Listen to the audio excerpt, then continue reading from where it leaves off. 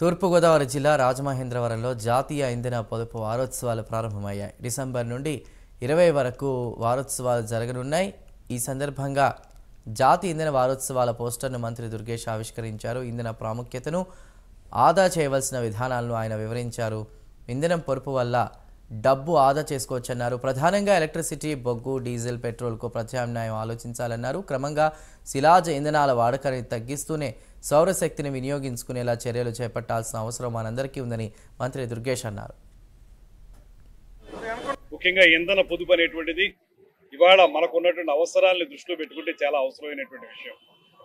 ముఖ్యంగా మనం ఎలక్ట్రిసిటీ విషయంలో కానీ, బొగ్గు వాడకంలో కానీ, అదేవిధంగా డీజిల్, పెట్రోల్ లాంటి ఇంధనాల విషయంలో కానీ మనం ఆల్టర్నేటివ్ రిసోర్సెస్కి వెళ్ళకపోతే, వాటిని పొదుపు చేసుకోకపోతే, ఒక పక్కన మనకి అవి ఎక్కువగా ఉపయోగంలోకి రావు అనేటువంటిది, ఎక్కువ కాలం ఉండవనేటువంటి మాటతో పాటు పర్యావరణానికి విఘాతం కలిగించేటువంటి అవకాశం కూడా చాలా ఎక్కువ ఉంది.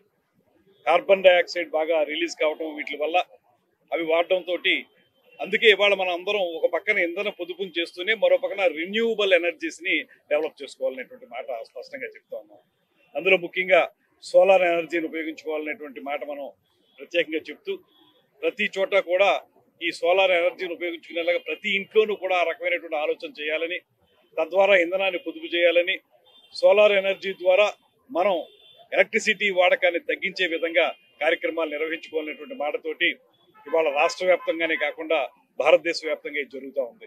ముఖ్యంగా ముఖ్యమంత్రి గారు గడిచిన 2-3 రోజులుగా కలెక్టర్లతోనూ మంత్రులతో చేసినటువంటి కార్యక్రమాల్లో స్పష్టంగా ఆయన చెప్పింది గ్రీన్ ఎనర్జీ గురించి మాట్లాడుతూ ఉన్నారు. ఆ గ్రీన్ ఎనర్జీ అనేటువంటి దాన్ని మనం డెవలప్ చేసుకోగలిగితే, ఆర్గానిక్ ఎనర్జీని ఖచ్చితంగా మనం ఇప్పుడు వాడుతున్నటువంటి ఎనర్జీ మీద ప్రెషర్ తగ్గుతుంది, దాంతోపాటు పొదుపు ఏర్పడుతుంది. దానికంటే ముఖ్యంగా పర్యావరణానికి సంహితంగా ఉండేటువంటి విధంగా కార్యక్రమాలు నిర్వహించుకోవచ్చు అనేటువంటి మాట చెప్పారు.